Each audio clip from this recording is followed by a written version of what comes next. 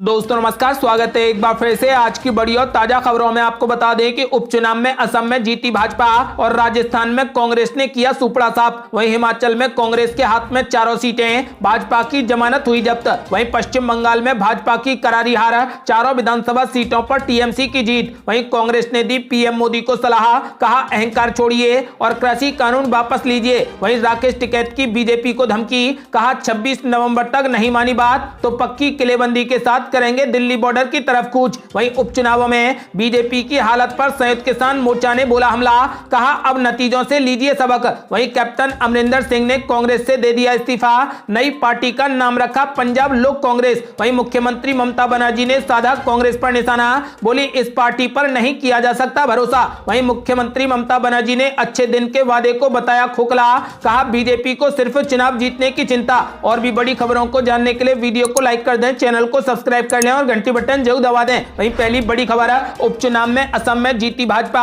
और राजस्थान में कांग्रेस ने किया सुपड़ा साफ। आपको बता दें कि देश के 13 राज्यों में हुए विधानसभा उपचुनावों के अब नतीजे सामने आ चुके हैं। 13 राज्यों में से अधिकतर में बीजेपी को नुकसान झेलना पड़ा है। 13 राज्यों की कुल 29 विधानसभा सीटों पर हुए उपचुनाव में से बीजेपी 22 पर मैदान में थी, लेकिन केवल 7 सीटों पर ही जीत हासिल कर पाई है। असम में विधानसभा की 5 सीटों पर हुए उपचुनाव में भारतीय जनता पार्टी ने सभी 5 सीटें जीत ली हैं। वहीं कांग्रेस ने राजस्थान में बेहतरीन प्रदर्शन करते हुए धरियावाद और बल्लभ नगर दोनों विधानसभा सीटों पर विजय हासिल की है। वहीं मध्य प्रदेश में सत्तारूढ़ दल भाजपा ने खंडवा संसदीय क्षेत्र और जोबट तथा पृथ्वीपुर विधानसभा क्षेत्रों में विजय हासिल कर ली है, जबकि रेगांव विधानसभा सीट पर सूरत में पिछड़ने वाली कांग्रेस ने आखिरकार जीत हासिल कर ली है। यानी असम में भाजपा ने सुपड़ा साफ किया है तो वहीं राजस्थान में कांग्रेस ने सुपड़ा साफ किया है। और बड़ी खबर, हिमाचल में कांग्रेस ने जीती चारों सीटें, भाजपा की जमानत हुई जब्त। आपको बता दें कि हिमाचल प्रदेश में कांग्रेस ने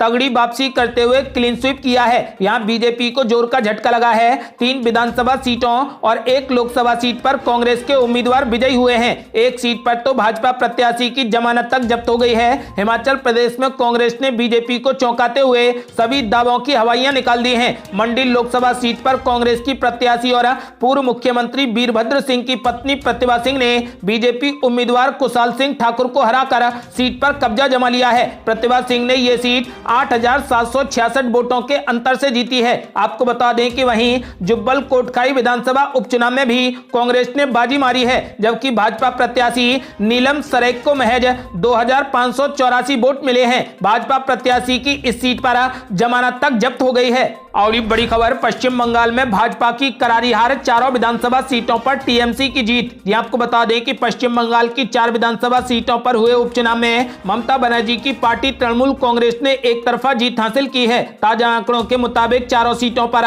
टीएमसी ने जीत हासिल कर ली है। गोसाबा, दिनहाटा, खरदाहा और शांतिपुर विधानसभा सीट पर टीएमसी ने जीत का परचम लहरा दिया है। आपको बता दें कि मुख्यमंत्री ममता बनर्जी ने पूरे नतीजे आने से पहले ही अपने चारों उम्मीदवारों को जीत की बधाई दे दी थी। उन्होंने ट्वीट किया और कहा कि चारों उम्मीदवारों को जीत की बधाई, ये जनता की जीत है, क्योंकि ये दर्शाता है कि बंगाल के लोग झूठे प्रचार तथा नफरत की राजनीति के ऊपर हमेशा विकास तथा एकता को चुनेंगे। आपको बता दें कि फिलहाल पश्चिम बंगाल में तृणमूल कांग्रेस ने सुपड़ा साफ किया है। और ये बड़ी खबर, उपचुनावों में बीजेपी की करारी हार के बाद कांग्रेस ने दी पीएम मोदी को सलाह, कहा अहंकार छोड़िए और कृषि कानूनों को वापस लीजिए। आपको बता दें कि कांग्रेस पार्टी ने मंगलवार को उपचुनावों के परिणामों का उल्लेख करते हुए प्रधानमंत्री नरेंद्र मोदी और केंद्र सरकार पर हमला बोला है। पार्टी ने प्रधानमंत्री मोदी से कहा कि अहंकार छोड़िए और तीनों कृषि कानूनों को तुरंत वापस लीजिए तथा पेट्रोल और डीजल की लूट को तुरंत बंद करिए। पार्टी के महासचिव और मुख्य प्रवक्ता रणदीप सिंह सुरजेवाला ने प्रधानमंत्री से कहा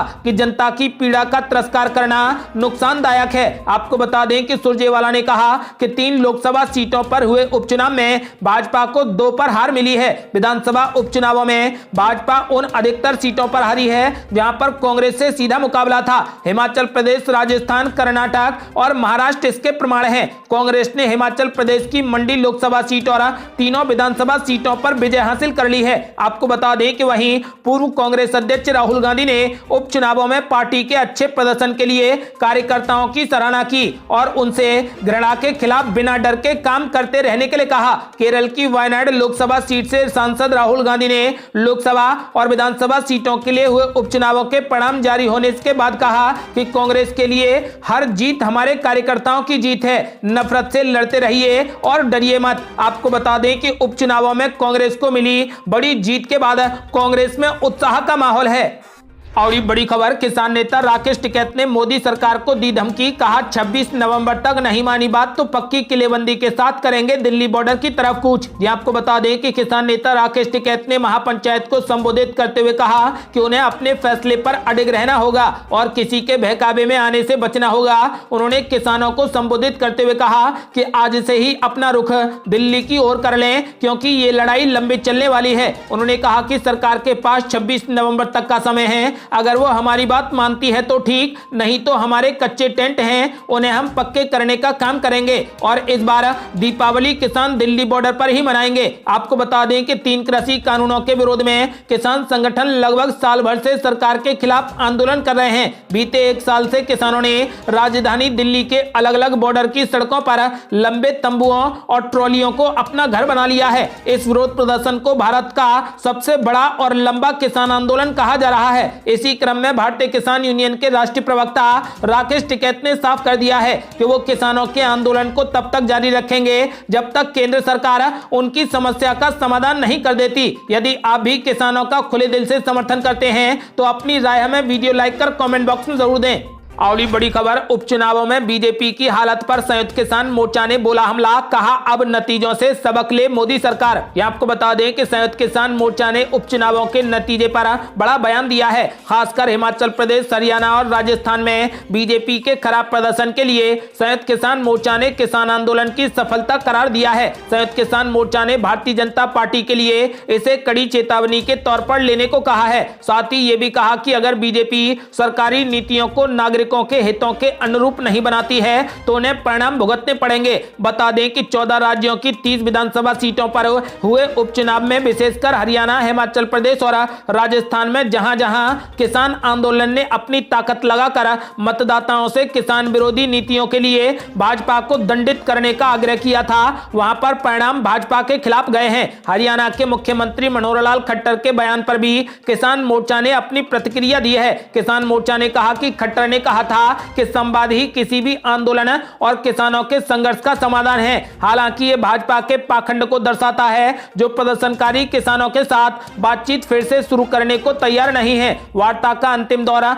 22 जनवरी 2021 को समाप्त हुआ था। इसके बाद सरकार ने वार्ता को फिर से शुरू करने से इनकार कर दिया। आपको बता दें कि इस बीच मनोहर लाल खट्टर सहित कई भाजपा नेताओं ने किसानों के खिलाफ धमकी भरे बयान दिए और हर संभव तरीके से आंदोलन को दबाने की कोशिश की। आपको बता दें कि किसान मोर्चा ने साफ कर दिया है कि उपचुनावों में मिली करारी हार के बाद भाजपा को सबक लेना चाहिए। और बड़ी खबर, कैप्टन अमरिंदर सिंह ने कांग्रेस पार्टी से दे दिया इस्तीफा, नई पार्टी का किया ऐलान। नई पार्टी का नाम रखा पंजाब लोक कांग्रेस। जी आपको बता दें कि पंजाब के पूर्व मुख्यमंत्री कैप्टन अमरिंदर सिंह ने कांग्रेस अध्यक्ष सोनिया गांधी को चिट्ठी लिखकर पार्टी से इस्तीफा दे दिया है। कैप्टन अमरिंदर सिंह ने सोनिया गांधी को 7 पन्नों की चिट्ठी लिखकर पार्टी से इस्तीफा दिया है। कैप्टन ने अपने इस्तीफे में कांग्रेस पार्टी में अपने सफर, अपने कार्यकाल में हासिल की गई उपलब्धियों और नवजोत सिंह सिद्धू के साथ हुए विवाद के बारे में विस्तार से लिखा है। इसी के साथ में अमरिंदर सिंह ने अपनी पार्टी के नाम का भी ऐलान किया है। कैप्टन की पार्टी का नाम अब पंजाब लोक कांग्रेस होगा। कैप्टन ने अपने इस्तीफे में लिखा कि 2017 के विधानसभा चुनावों में मैंने पार्टी का नेतृत्व किया जिसमें कांग्रेस ने 117 में से 77 सीटें हासिल की जो कि 1966 से अब तक की सबसे ज्यादा सीटें थी। आपको बता दें कि कैप्टन ने लिखा कि पिछले 4 साल 6 महीनों में मैंने प्रशासन को अच्छे, साफ और पारदर्शी तरीके से चलाया। आपको बता दें कि कैप्टन ने अपनी चिट्ठी में आगे लिखा कि इतना ही नहीं, मैं यहां भी बताना चाहूंगा कि हमने अपने चुनावी घोषणा पत्र के 92% वादों को पूरा करके रिकॉर्ड भी बनाया है। इससे पहले यह रिकॉर्ड आंध्र प्रदेश की चंद्रबाबू नायडू सरकार ने 87% वादों को पूरा करके बनाया था। आपको बता दें कि सिंह ने यह भी कहा कि 3 काले कृषि कानूनों का मुद्दा सबसे पहले मैंने ही उठाया था। मैं ही था जिसने किसान संगठनों को बैठक के लिए बुलाया और फिर कांग्रेस सर्वदलीय बैठक बुलाकर सदन का विशेष सत्र आहूत किया था। आपको बता दें कि कैप्टन अमरिंदर सिंह ने 7 पन्नों की चिट्ठी के साथ कांग्रेस पार्टी से इस्तीफा दे दिया है। और बड़ी खबर, मुख्यमंत्री ममता बनर्जी ने साधा कांग्रेस पर निशाना, बोली इस पार्टी पर नहीं किया जा सकता भरोसा। ये आपको बता दें कि पश्चिम बंगाल की मुख्यमंत्री ममता बनर्जी ने कांग्रेस को भरोसेमंद नहीं बताते हुए उन पर हमला तेज कर दिया है। उन्होंने कांग्रेस पर वार करते हुए कहा कि वो पार्टी चीजों से समझौता करती है। अखिल भारतीय तृणमूल कांग्रेस ने जनसभाओं की एक झलक साझा की, जहां पर टीएमसी सुप्रीमो को कांग्रेस को एक गैर भरोसेमंद पार्टी कहते हुए देखा गया। आपको बता दें कि इस दौरान ममता बनर्जी ने कहा कि कांग्रेस पर निर्भर नहीं हो सकते हैं, क्योंकि कांग्रेस समझौता करती है, हम समझौता नहीं करते हैं। हम मर सकते हैं लेकिन हम बीजेपी को मजबूत नहीं होने देंगे। और बड़ी खबर, मुख्यमंत्री ममता बनर्जी ने अच्छे दिन के वादे को बताया खोखला दावा, कहा बीजेपी को सिर्फ चुनाव जीतने की चिंता। यह आपको बता दें कि पश्चिम बंगाल की मुख्यमंत्री ममता बनर्जी ने नरेंद्र मोदी सरकार पर उसकी कथित जनविरोधी नीतियों को लेकर एक बार फिर से निशाना साधा। उन्होंने दावा किया कि अच्छे दिन और सच्चे दिन के वादे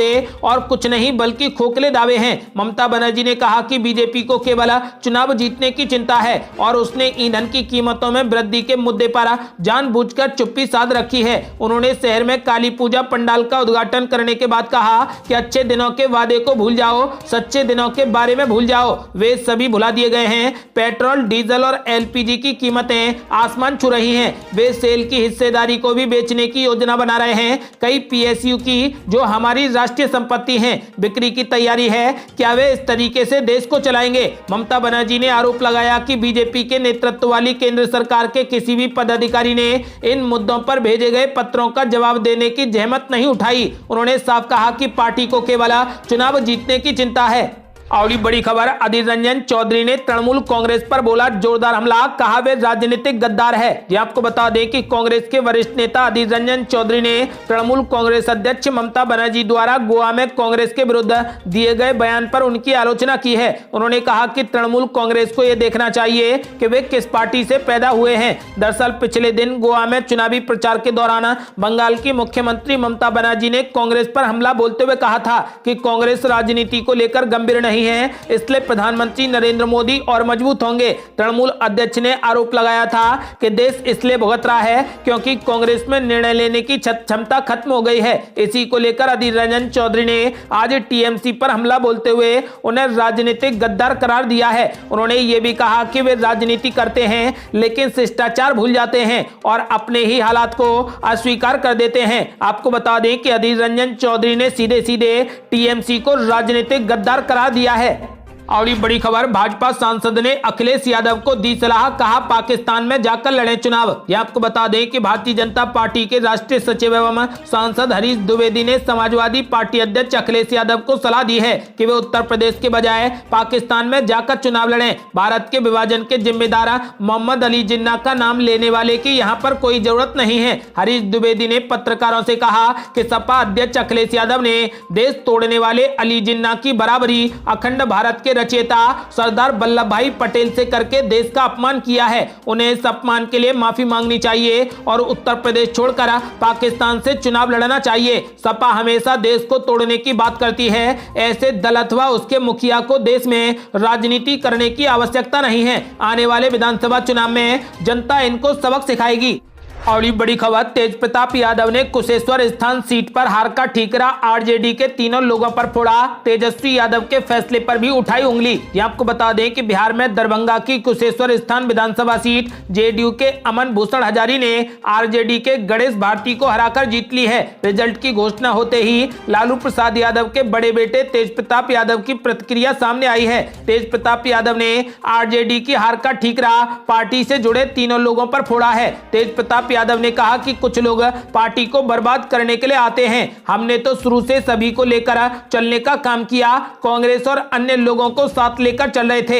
इस हार के जिम्मेदार वो लोग हैं जो पार्टी को बर्बाद कर रहे हैं। कुछ लोग आरजेडी को तोड़ना और भाई भाई को लड़ाना चाहते हैं। तेज प्रताप ने कहा कि ऐसे लोगों से निवेदन है कि वो पार्टी छोड़कर चले जाएं। तेज प्रताप यादव ने कहा कि जो कुछ चुनाव में हुआ वो नहीं होना चाहिए था। जो कुछ खामियां पार्टी में हैं उसे ठीक होना चाहिए। सहयोगियों की कद्र करनी चाहिए। ये थी अब तक की बेहद बड़ी खबरें। यदि आप भी चाहते हैं कि भारत जल्द से जल्द कोविड मुक्त हो जाए और कृषि कानूनों पर जल्द समाधान हो तो इस वीडियो को लाइक कर अपनी राय हमें कमेंट बॉक्स में जरूर दें। यदि आपने अभी तक हमारे चैनल को सब्सक्राइब नहीं किया है तो कृपया चैनल को सब्सक्राइब कर घंटी बटन जरूर दबा दें। जल्दी मिलते हैं बड़ी अपडेट के साथ, तब तक के लिए जय हिंद, जय भारत।